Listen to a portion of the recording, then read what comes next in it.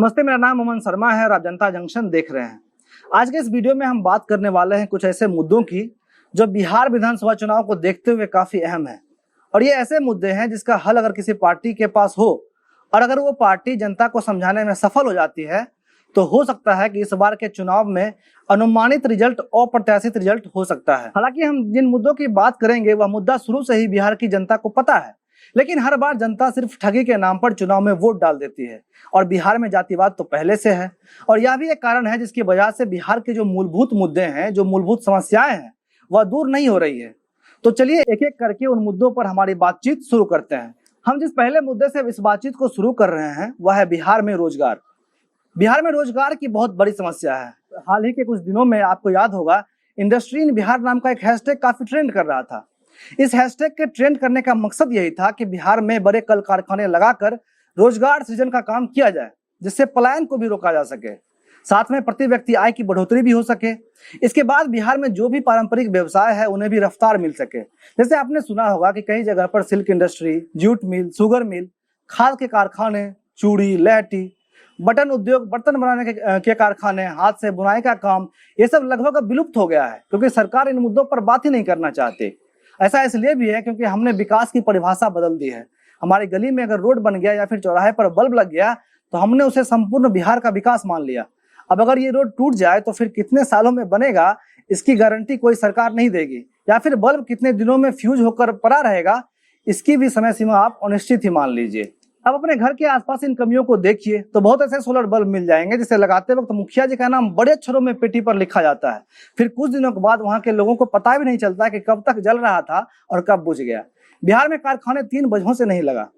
पहला तो सरकार कभी इच्छुक नहीं होती है या फिर किसी विदेशी कंपनी को निवेश का मौका ही नहीं देती। दूसरा, स्टार्टअप इंडिया के लिए कभी जागरूकता नहीं फैलती।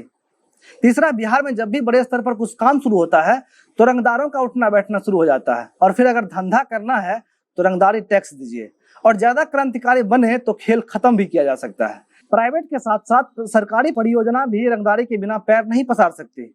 बेगूसराय का सिमरिया पुल भी रंगदारों की वजह से आए दिन बनना बंद हो जाता है। रंगदारी का पैसा जाएगा तो काम चलता रहेगा, नहीं जाएगा तो बात खत्म। अब दूसरा मुद्दा है बिहार से लोगों का पलायन। बिहार के लोगों की बाध्यता है पलायन करना। ऐसा इसलिए है क्योंकि एक तो रोजगार की कमी है। अब रोजगार में कमी बस इसलिए नहीं आ रही है कि बिहार में कारखाने नहीं है, बल्कि बिहार में सरकारी नौकरियों में रिक्ति के बाद भी बहाली ना निकालना, सड़क निर्माण और पुल निर्माण न कराना भी बेरोजगारी को जन्म देता है। दूसरा, बेहतर शिक्षा के लिए लोग पलायन करते हैं। बिहार में उच्च शिक्षा के लिए किसी उच्च स्तर की व्यवस्था है ही नहीं। अब लोग दूसरे राज्यों में जाकर पढ़ते हैं, फिर वहां नौकरी की तलाश करते हैं और फिर परिवार के साथ शिफ्ट हो जाते हैं। किसी को फिल्मों में जाना हो, फिल्मों के लिए लिखना हो, डायरेक्शन करना हो तो बिहार से पलायन करते हैं। फिल्मी पर्दे के पीछे अधिकतर असिस्टेंट बिहारी होते हैं। और मुझे यह स्वीकार करने में बिल्कुल भी गुरेज नहीं है कि अधिकतर होटलों में पानी पिलाने वाला, प्लेट धोने वाला भी बिहारी होता है। सड़क पर ऑटो चलाने वाला भी बिहारी होता है और किसी सड़क के किनारे लिट्टी चोखा बेचने वाला भी अधिकतर हमारे और आपके बिहार से होता है। पलायन से सिर्फ श्रमिक वर्ग के लोग ही बिहार से बाहर नहीं जाते, बल्कि ऐसे मेधावी लोग भी जाते हैं जिन्हें बिहार की इज्जत को बढ़ाया है, या फिर ऐसे लोग भी जाते हैं जिनके पास कुछ अद्भुत प्रतिभा है। तो बिहार के इन लोगों का जाना अपने आप में बिहार का पतन है, जिस पर सोचने की जरूरत है। अब तीसरे मुद्दे पर आते हैं, जो है बिहार में बाढ़ और सुखाड़। बिहार की बड़ी विडंबना यह है कि राज्य के किसी कोने में बाढ़ और राज्य के किसी दूसरे कोने में सुखाड़ एक ही समय में आता है। देश के सबसे प्रमुख बाढ़ प्रभावित क्षेत्रों में बिहार का नाम लिया जाता है। अगर आंकड़ों के सहारे बताएं तो उत्तर बिहार की करीब 76% आबादी तकरीबन हर साल बाढ़ का दंश झेलती है। देश के कुल प्रभावित क्षेत्र में 16.5% बिहार का है और देश की कुल बाढ़ प्रभावित आबादी में 22.1% बिहारी है। बिहार के कुल क्षेत्रफल का 73.06% क्षेत्र बाढ़ से पीड़ित है। एक प्रकार में बिहार में बाढ़ आना एक सालाना त्रासदी है जो अनिवार्य रूप से आती है, जिसके भौगोलिक कारण है। ऐसा इसलिए है क्योंकि बिहार के उत्तर में नेपाल का पहाड़ी क्षेत्र है, जहां वर्षा होने पर पानी नारायणी, बागमती और कोसी जैसे नदियों में आ जाता है। ये नदियां बिहार से होकर गुजरती हैं और इसलिए नेपाल की बाढ़ भारत में भी बाढ़ का कारण बन जाती है। पिछले कुछ वर्षों में नेपाल में पेड़ों की अंधाधुंध कटाई भी बाढ़ आने का प्रमुख कारण है। हालांकि हमने विज्ञान की मदद से आपदाओं पर नियंत्रण करने का जब विश्वास पैदा कर लिया है, फिर भी बिहार में बाढ़ पर नियंत्रण न लगाना ये बताता है कि बिहार में किसी सरकार ने कोसी जैसे नदियों पर तटबंध बांधने को लेकर मजबूत इच्छा शक्ति दिखाई ही नहीं। अगला मुद्दा है शिक्षा। मैं नहीं जानता कि यह मुद्दा नेताओं की नजर में है या नहीं, मैं इसका जवाब नहीं दे सकता कि बिहार के लोगों के लिए शिक्षा मायने रखता है या नहीं, लेकिन जब हमारे साथी प्रशांत मीठापुर बस स्टैंड जाते हैं तब वहाँ पानी बेचने वाला लड़का ये कहता है कि मैंने सिर्फ 5वीं तक पढ़ाई की है, जबकि कहने को तो 10वीं तक बिहार में शिक्षा फ्री है। जब जनता जंक्शन की टीम आरा जाती है तो वहाँ खड़े मजदूर ये कहते हैं कि हमने तो स्कूल का मुंह तक नहीं देखा, लेकिन नियम तो सर्व शिक्षा अभियान के तहत सबको पढ़ाने का है।